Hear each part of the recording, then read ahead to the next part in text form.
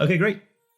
Well, everyone, welcome back to a very exciting episode of the Storybox podcast. Today, my friends, I'm delighted to welcome Oliver Burkeman to the Storybox. Now, this guy has been all over the place in terms of podcasts recently because for good reason. He's got an amazing book out, which is called 4,000 Weeks. Believe it or not, the average lifespan has about 4,000 weeks, which you break that down, you really think about it, it's not really that much. And I'm not good at math, so I could be completely wrong there as well. But for those of you that don't know who Oliver is as well, he's an author of many other books, including The Antidote, Happiness for People Who Can't Stand Positive Thinking. I love that title. He wrote a long-running weekly column on psychology for The Guardian. This column will change your life is what it's called.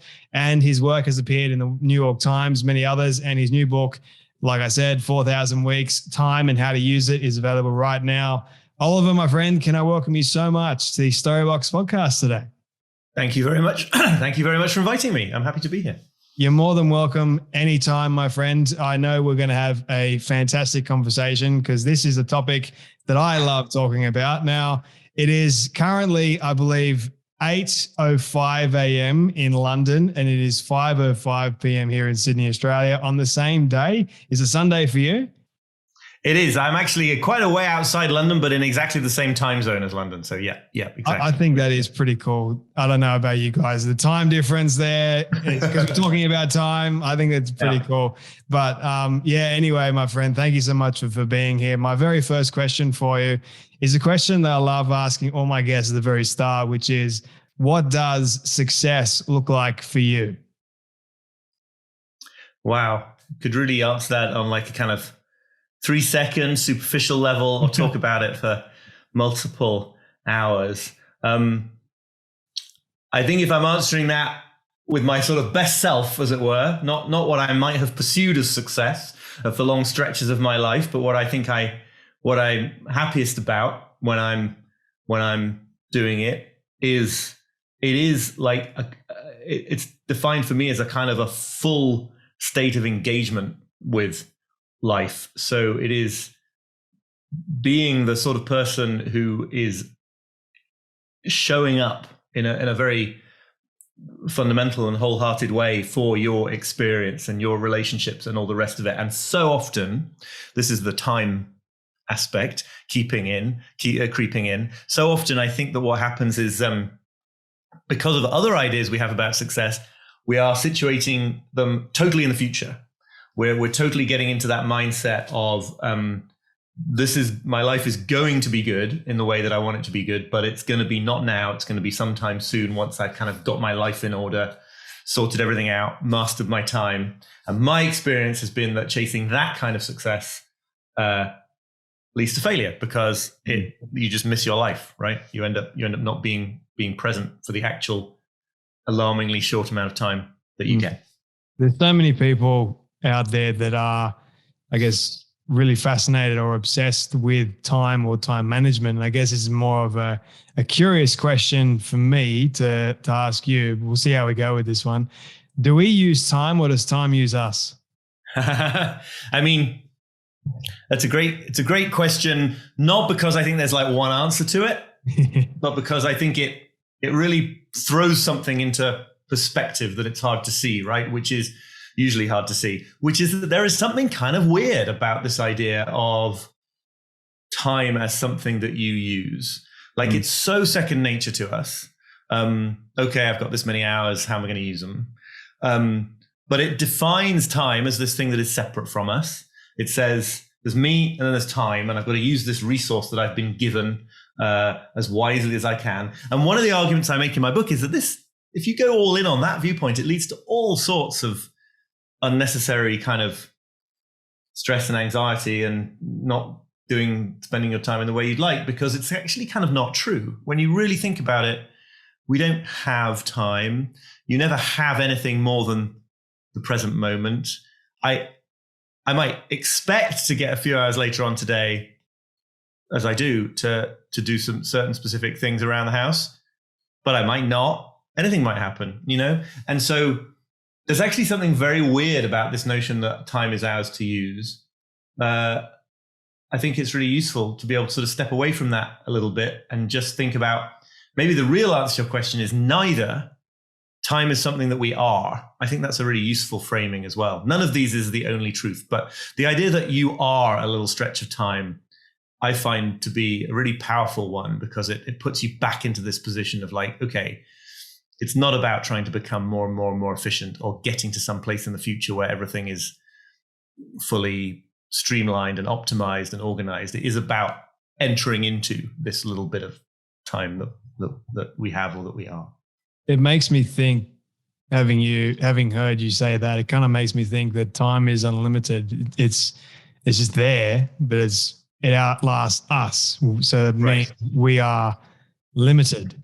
And I've always thought about, that very notion here on Earth, that is, if people believe in that, like the limitation of being here on Earth, that can make a lot of people wonder why aren't we unlimited just like time? Right. We have this kind of yearning to be limitless and to have no finite stop to our time. And, there's all sorts of interesting ways in which religious traditions have engaged with that idea, including the idea that maybe we are limitless in some sense. But for now, either for secular people or just for all of us in the here and now, while we're on Earth, there is this fundamental mismatch between what we are capable of conceiving, which is infinite time and limitless cool things to do, or demands and obligations to feel, or whatever it is. That whole world is infinite. And then we are this incredibly finite creature that can only do a little bit of it. So I guess in a way that book 4,000 Weeks is all ultimately about managing this mismatch and finding meaning in that mismatch, rather than what I think a lot of or at least a lot of conventional time management advice pushes us to do, which is to keep on believing that we're somehow going to solve that mismatch. Yeah. And we're not. And that's fine. But you can go a long way wrong by thinking that next week or next month you'll finally be capable of doing everything and meeting every demand and all the rest of it. I know you explain this better in your book, but how does choice help us control our own time, or the time conundrum, a little bit better? Well, I think the way to think about this is that we're already choosing anyway, right? And this is so that it gets a little bit philosophical, but I hope I can sort of convey this in an immediate sense. Every time, because you're finite, every decision you make to spend time on doing something is a choice, and an important choice with high stakes, because you're automatically deciding not to do a whole bunch of other things instead. And your time in the meanwhile is running out. So if you did live forever, choices it would almost not quite count to call them choices, because anything you decided to do, you could do the other thing next, and so on forever. I think that would be a terrible life in certain ways, but you wouldn't have to choose. Instead, we all always are choosing anyway. And what I write about in the book is the importance of what I and other people have called, it's not original to me, choosing to choose, which is doing this choosing in a conscious way, realizing that you're doing it, realizing that you have to always be doing it. And as a result of that, making some wiser choices. Because I think it is preferable in a sort of short-term psychological way to live in that world of I've got all the time in the world, I can do anything I want. I don't need to make these tough choices. It's uncomfortable to consciously make the sacrifices that are involved in having limited time. But it's really freeing to see that this is not optional. This is we're doing it all the time anyway. So you can sort of completely give up. You have my permission. You have the world's permission to completely give up the idea of executing on every single ambition you might possibly come up with for your life, or never disappointing anybody at all in your entire life, never dropping a single ball. And that's precisely the precondition, I think, for then doing meaningful, exciting, interesting, remarkable things with your life. It's that it starts from the recognition that it's a waste of time and energy to be trying to get your arms around it all. And that all you need to do is pick a few things that clearly matter to you and do them instead. Let me come back to the idea of wasted time, because I think that is a fascinating topic when it comes down to talking about time. But I wanted to ask you, because you mentioned, doing the things that you love, and I'm curious, what are some of the things that you love doing with your time? They sort of fall into two buckets for me. I am really lucky to enjoy the work that I do so much. So, getting to sort of explore the ideas that matter to me, and for it also to be my job, is just seems bizarre. Like it shouldn't be so agreeable, but it is. That's wonderful. And then the other thing, I suppose, the other bucket is things that I call I refer to in the book as atelic activities. This is a word that used by the philosopher Kiran Satir. Things that you do not for some place that they're taking you, or that they're leading, but for the benefit of the activity itself. Now, there's an element of that to my work. Absolutely. I love talking about, writing about, thinking, reading about these sorts of ideas, but that almost always comes with some kind of outcome. I'm trying to write the article. I'm trying to come up with the idea for the book, whatever it is. I'm trying to sell copies of the book. There's always these outcomes. And if you're not careful, those outcomes can sort of detract from the value of the experience, because it just becomes a kind of a grind towards the goal.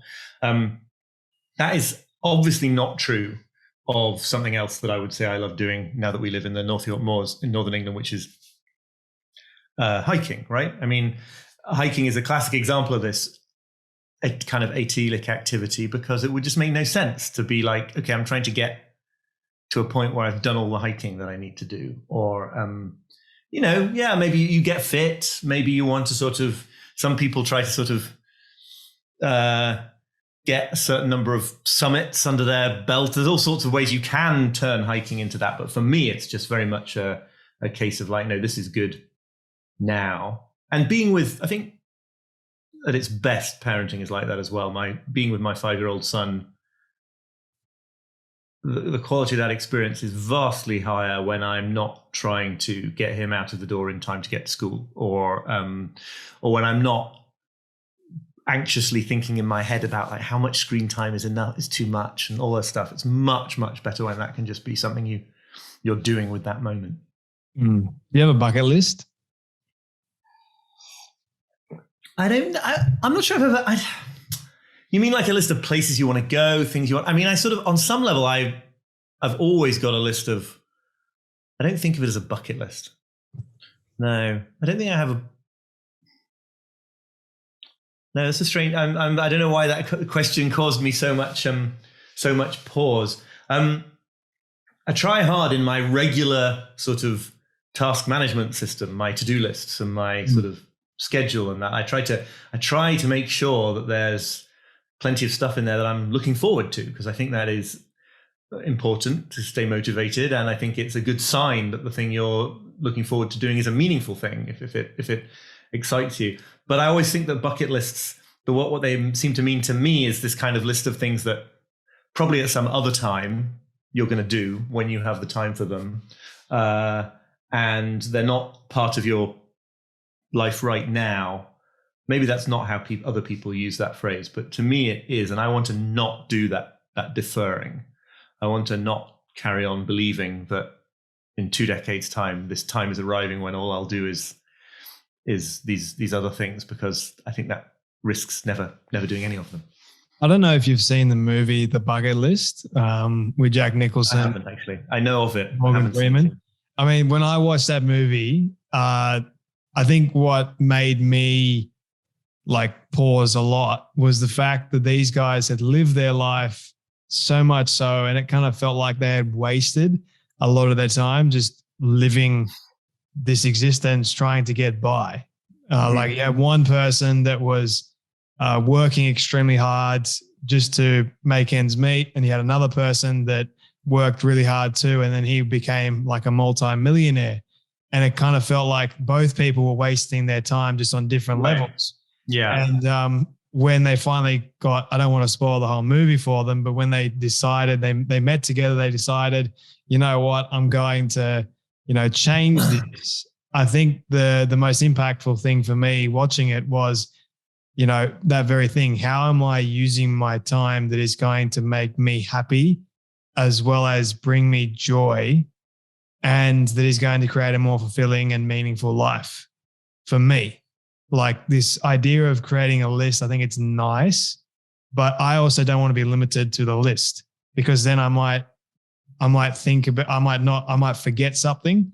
And before I can write it down, or I might actually think of something much, much later on in my life and then go and do that, if that makes sense at all. Like there's all these things that I could do, but I guess living in the moment, the present moment, being able to do it then is more impacting than just waiting to be able to do something, because then I might not actually do it. I think that goes back to your point.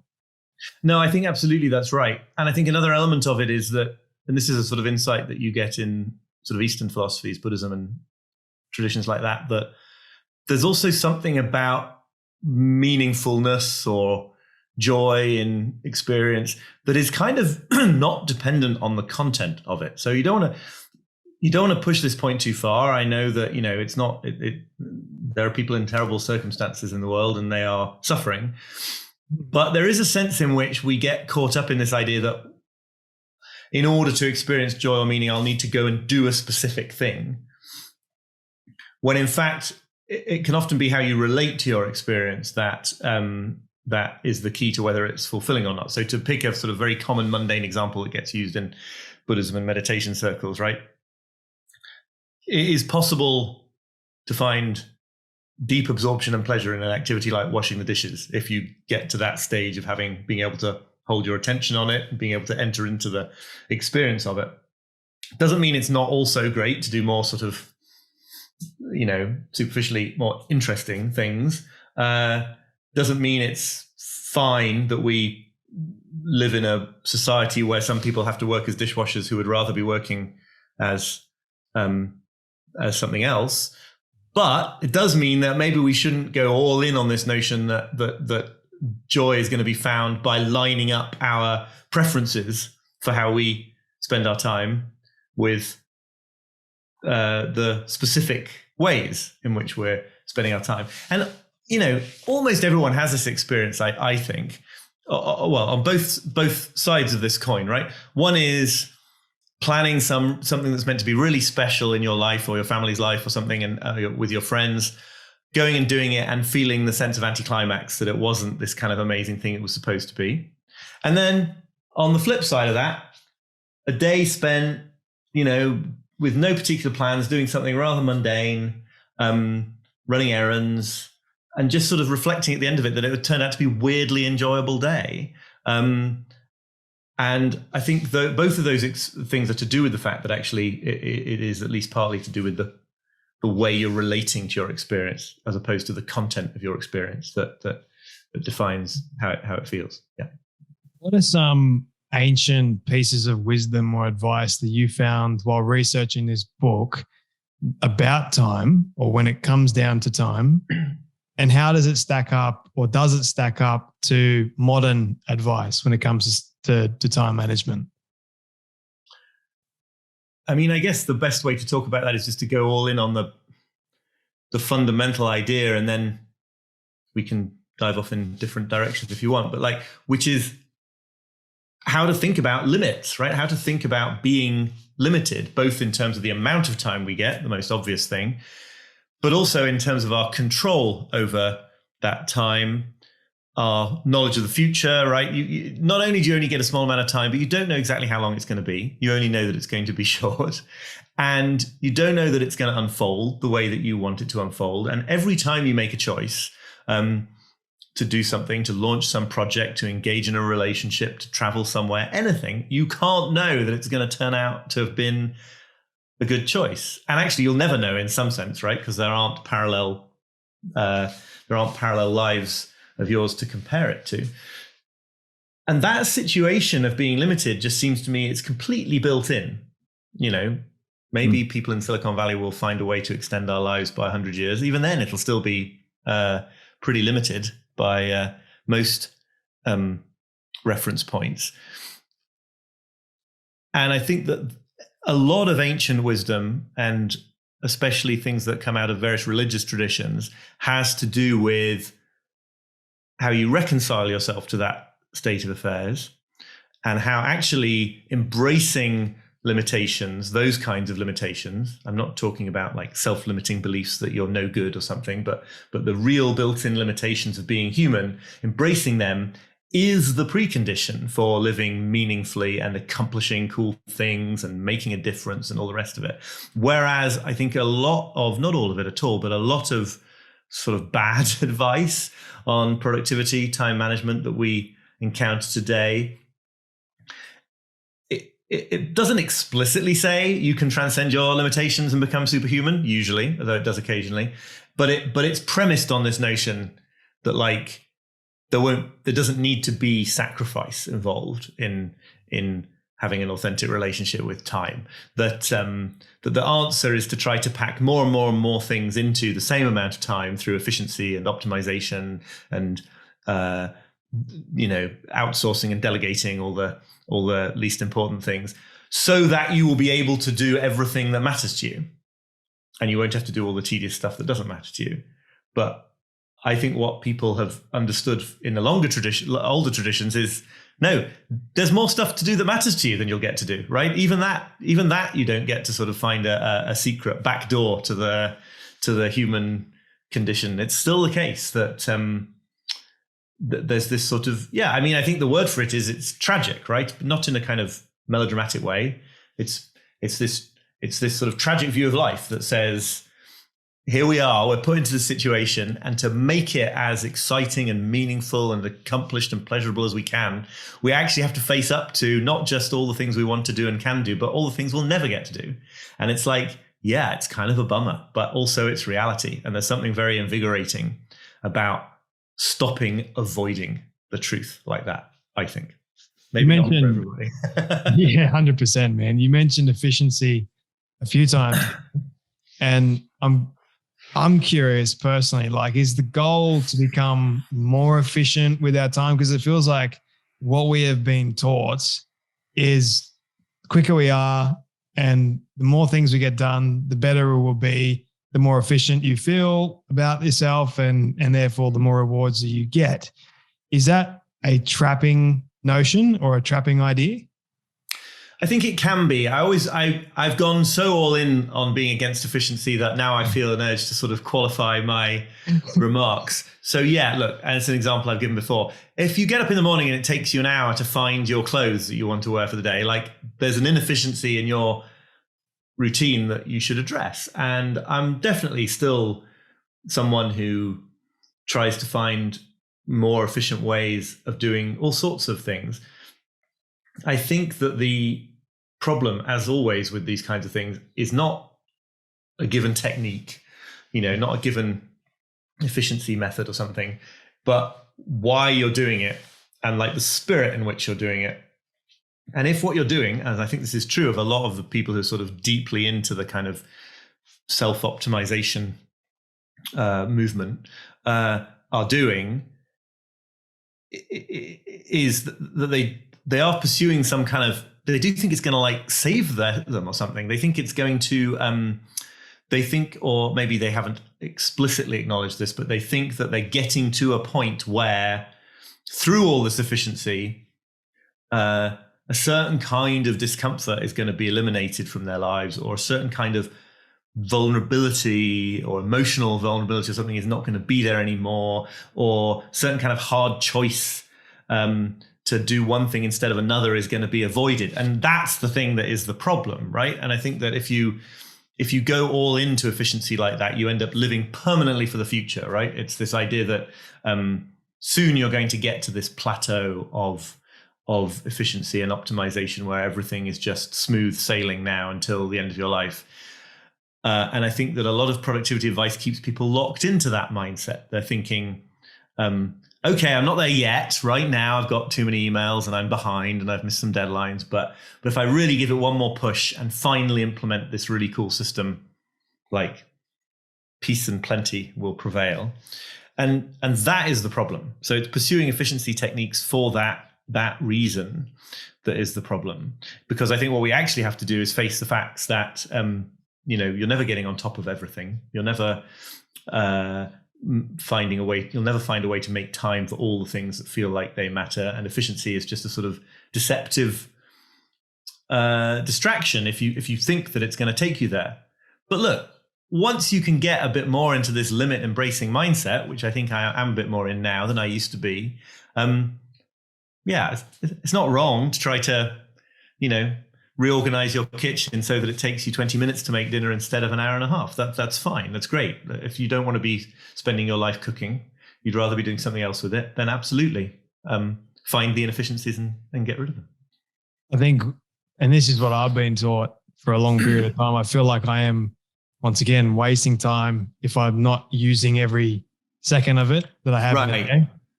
And I guess that feeling of not being productive in quotation marks, it kind of knocks me a little bit. And I need to change that mindset because you talk about the importance of patience in your book, I believe. Yeah. Yeah, no, I mean, I think that's a really good point that I didn't really emphasize in what I just said then, that I guess I mentioned it briefly. Efficiency and lots of these conventional ways of thinking about using time, they make this mindset more acute. It's like you're constantly self-consciously asking of a given moment or an hour or a day, like, am I using it well enough for my future purposes?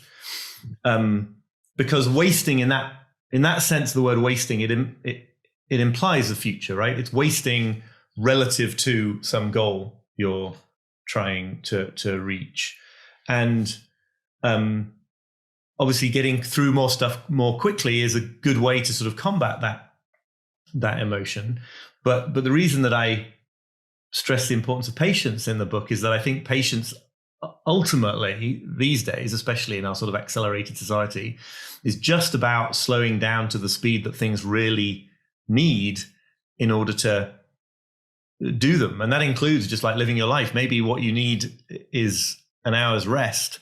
And anyone who's sort of driven and immersed in the ethos of our society at the moment will think that is wasting time because, its connection to these future goals is less clear.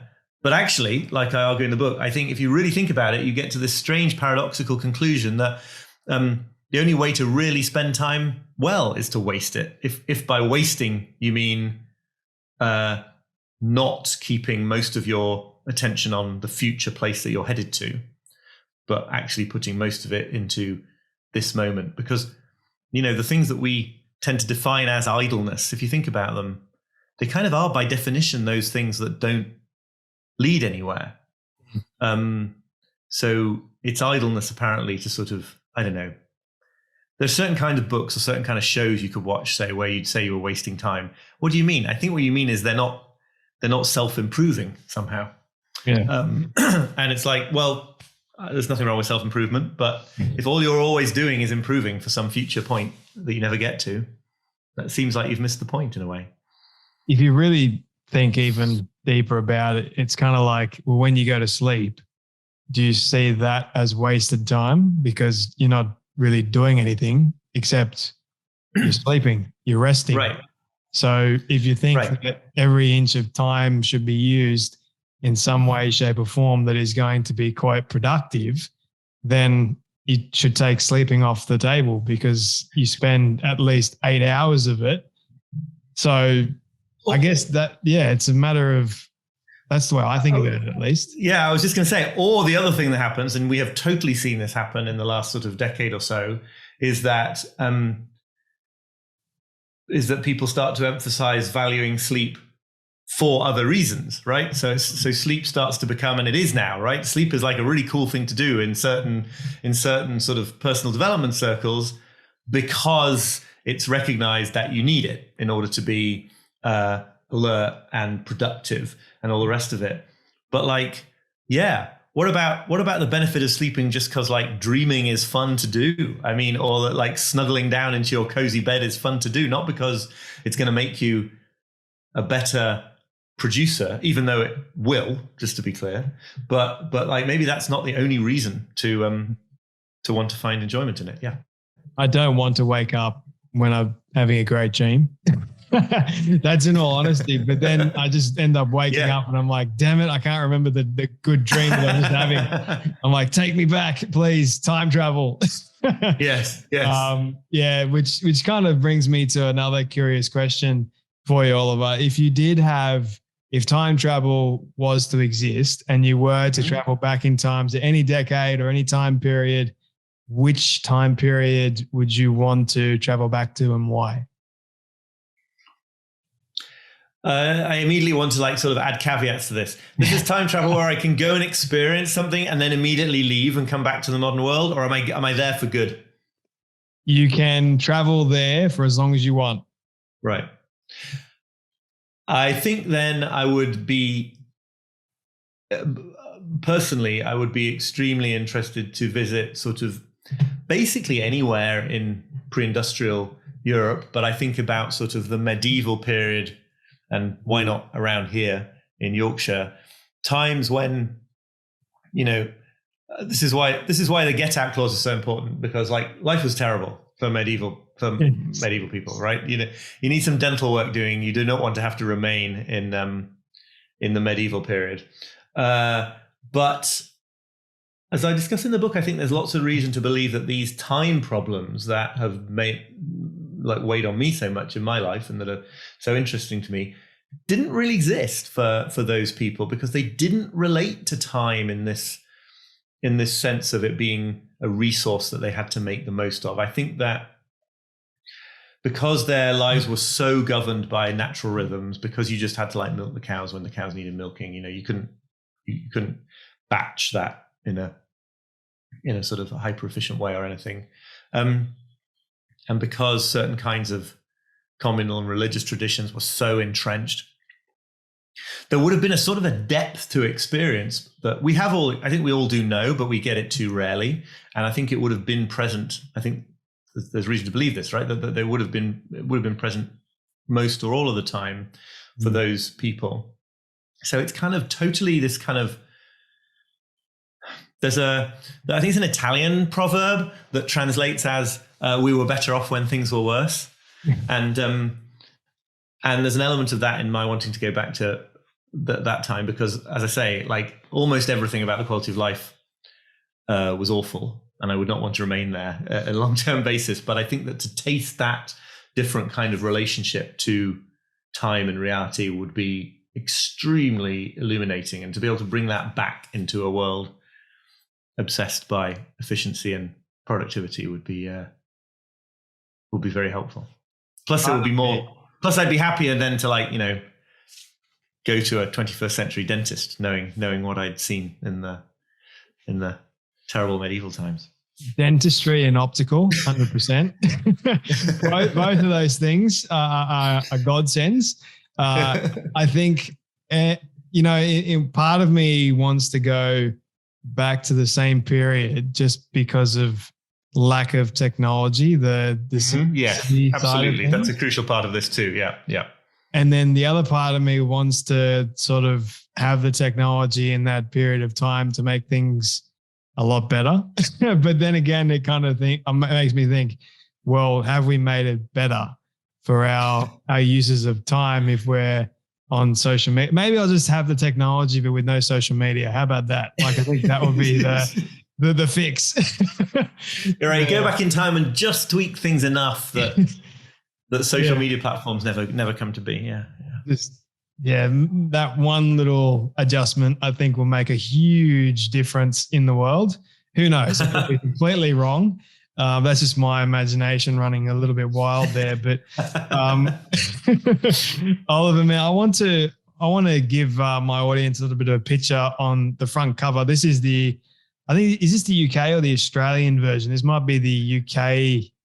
It's the UK jacket design, but if that is a paperback, which I think it is, right? then obviously that is the Australian New Zealand edition of the book. So it's the UK art for the hardback, but it goes direct to paperback because you have a endlessly fascinating book market that I don't quite understand, where basically hardback books don't exist. So I know, I don't get it. I don't get it, Oliver. Thank you. Someone else, like, you can find a very select few hardcover books, and I'm like, come on, hardcover is where it's at. And I think Australians are just cheap. They want the maybe there's an element to that.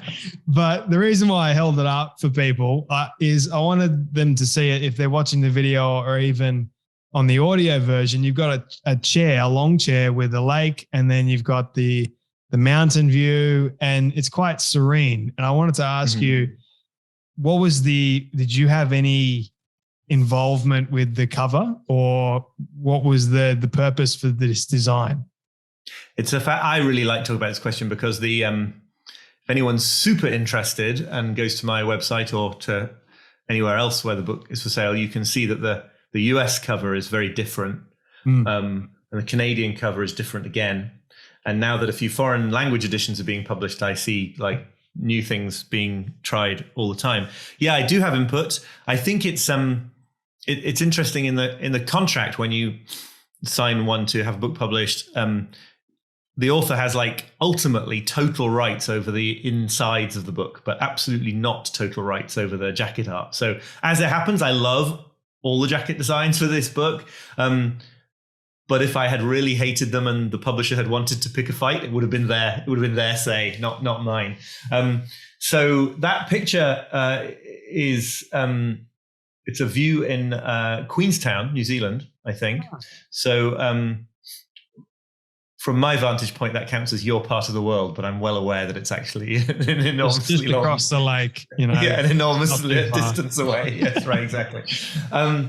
And I think that it was chosen. I mean, it's interesting to me. It says something interesting culturally. I think that the attempt, the promise that maybe the cover seeks to make to a British and to a Australian and New Zealand audiences is something to do with like being able to relax and feel the open spaciousness of sort of being present in the moment.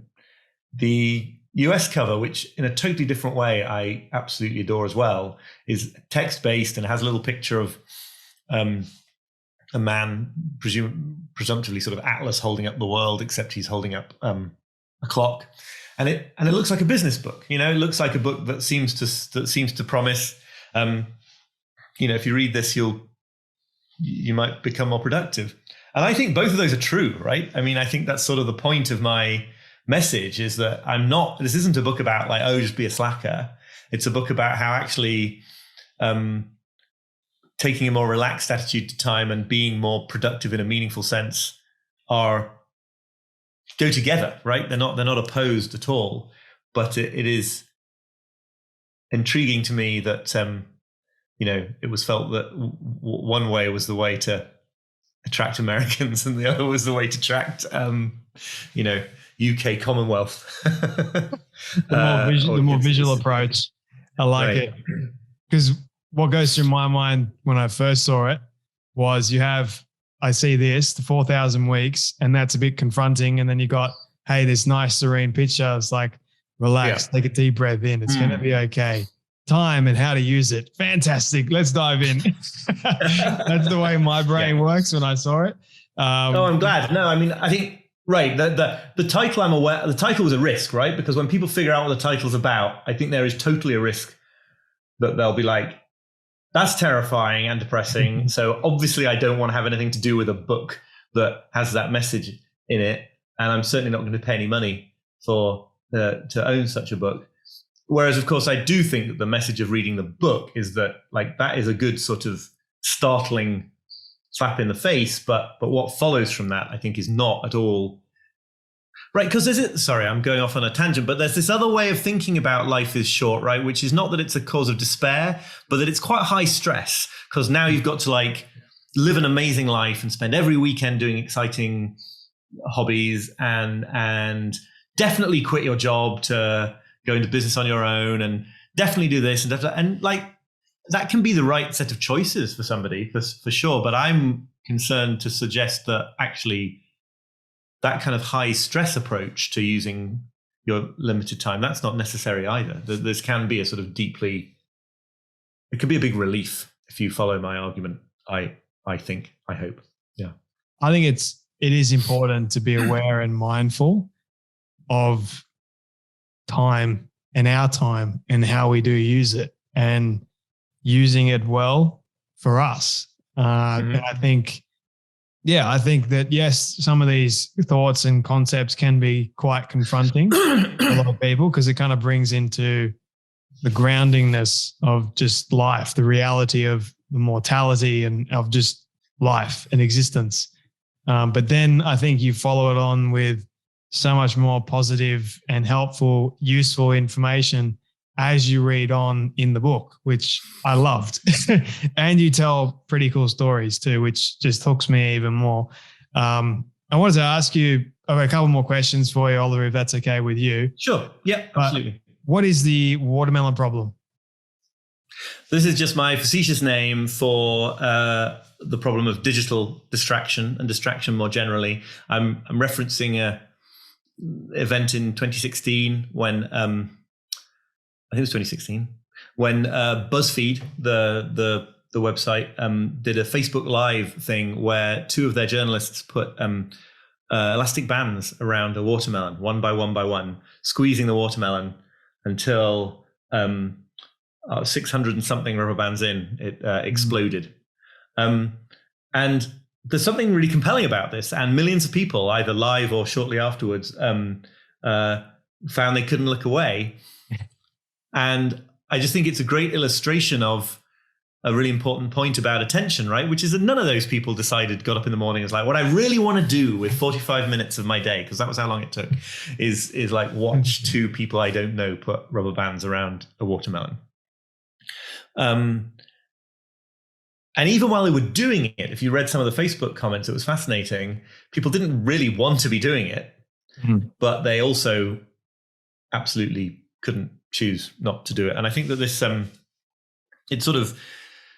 just sort of speaks in a hopefully humorous way to this sort of duality of our minds, whereby, you know, we can have all these grand intentions for how we want to use our time, and then not actually have sufficient control of our focus and our attention to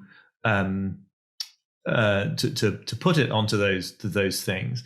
And obviously, a big part of this, as unpacked in part in the book I can see over your shoulder, Johan Hari's Stolen Focus, and I write about this a little bit in the book, is about how there is a sort of corporate assault on our attention, and attention is now the sort of currency that ultimately makes money for the purveyors of all these supposedly free services online, where, you know, as in the old saying, if you're not paying for the product, you are the product. But really what I want to focus on more in the book is something else that I think is simultaneously true, which is this weird way in which we kind of want to be distracted, and we kind of collaborate in our own distraction. Sometimes when people talk about the war on our attention, it seems like you'd imagine I would be sitting there writing a chapter of my book, and then just like social media walks into the room and grabs me and pulls me away from this wonderful experience I was having. And I'm just like, no, I really want to be writing my book. I don't want to be scrolling through my phone. Of course, that's not what happens. What happens is I encounter some difficulty or some sense of aggravation in my work. And then I'm like, I just really want to go and do something less challenging instead. So one of the things that I'm sort of unpacking, and can talk about it more or not, is why it should be that we have this sort of inner urge to not spend our time on what we claim to care about the most. I love how Johan spends 2 long chapters regarding the social media technological aspect of things, and how our focus has been it's been literally stolen from big tech giants. They've psychologically gone in, and they do it in such a way that is so clever. It's so deceptive, and it's genius at the same time. And how they're able to draw your attention away from what you were doing And then all of a sudden you lose 20 to 30 minutes of your time with mindless scrolling. They capture the things that really interest you the most. And like I've had to incorporate a lot of the strategies that he's laid out in the book, which comes down to taking that control back for me. Mm-hmm. Like I'm not going to let the technology use me. I'm going to use it for a specific purpose and reason. Yep. And then not allow my time to be used so much so on just mindless. I've got to like go in, be careful how much time I'm using. And then, I just think it's, as you're talking about the whole aspect of our focus being taken, it's a shame, but we can get it back. And that's one of the things that I love how what you talk about and Johan at the same time. I think it's brilliant and more people should be talking about it. So thank you for that. Oh, my pleasure. I'm glad it's useful. Yeah. Yeah. And I wanted to ask you as well, like you do talk about mind wandering, and are you a fan of mind wandering or not? Mind wandering? Mind wandering. What you mean as in letting your mind wander rather than trying to stay relentlessly focused on things? Yes, letting your mind wander creatively, I guess. Yeah. No, I mean, I am a fan of it. And also I think like, I don't see any sign of it being something that isn't going to be a part of my life, even if I wanted it to be. So I think that, I don't think I could eliminate it, even if I wanted to eliminate it. I think there's a sort of the terrain to navigate here is like, on the one hand, one of our limitations is our limited attention. And so you've got to steward it, and you've got to find ways of being relatively firm with yourself about keeping focused on things. But another way in which we're limited is in the control that we have over our attention. And if you just go all in on saying like, I'm going to focus relentlessly on the task at hand and never let my mind wander, again, you're sort of violating how you're sort of pushing against a built-in human limitation. And so I think it's no surprise that when you don't fight that limitation too aggressively and you do allow your mind to wander, like that's when great ideas occur, and that's when interesting insights occur, because guess what? We're made to function best with the apparatus that we've got, rather than with this sort of fantasy apparatus that we might one day develop of sort of total focus. So I think there's lots of evidence to suggest that mind wandering is a positive thing. I think ultimately it just comes down to having a sort of forgiving and gentle attitude towards the equipment that we're working with here in the human mind and the human body, right? That it needs a certain amount of tough love and firmness when it comes to keeping focused on things, and it needs a certain amount of allowing it to do what it naturally does, which is to not focus. I don't even think there's anything wrong with spending time purely just scrolling through social media. If you can bring a certain amount of awareness to it, if you can step away from it roughly around the time when you wanted to, and if you can maintain that sense of agency without sort of beating yourself up. Yeah, always being kind to yourself, I guess, is the point. Good point there. Yeah. Oliver, your book is called 4,000 Weeks, Time and How to Use It. People can go and get a copy wherever books are sold. The Australian, it'd be in paperback. Everywhere else, they're lucky they get the hardcover.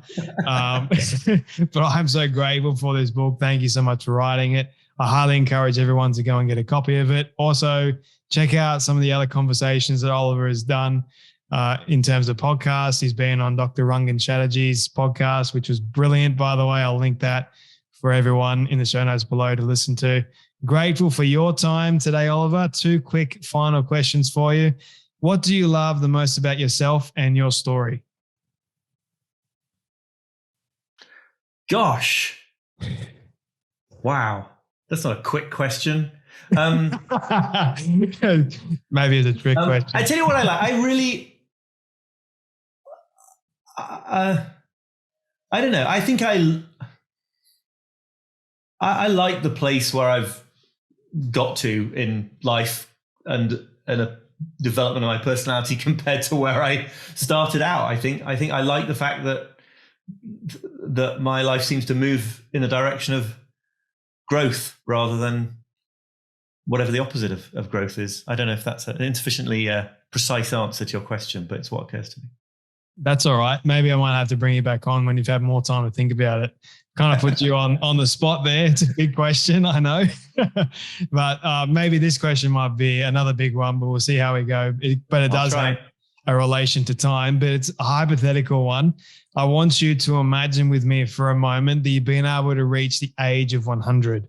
All your friends and your family have decided to put together a film for you of everything you've ever said and everything you've ever done, and ask me how in the world they got it all. We'll call it magic for the sake of argument. But they've been able to get it and show it to you on your 100th birthday. What do you want that film to say and to show about your life? I would want it to say that I showed up for the people in my life, and that I reached people beyond my sort of immediate circles with some messages that gave them a bit of permission to live more freely. I think I'd like it to show that I didn't take myself too seriously, which is a risk for all of us. And again, to go back to that question of sort of growth that I mentioned in the last answer, I think like to be a little bit of a support to other people growing into who they're meant to be. I think, to think about being a parent as facilitating your kids' development into who they're meant to be, rather than trying to make them into something. That whole kind of being the soil, the sort of fertile soil for other people's growth would be a really fantastic thing to feel that one had done. I'm going to stop there. No, I like it. It's something to leave everyone thinking about. But Oliver, man, thank you so much for your time today, for teaching us more about time. I really, really did enjoy this conversation. Do please come back at any time. So many more things to uncover. But thank you so much for joining me today on the Storybox podcast. Thank you so much. It's been a pleasure.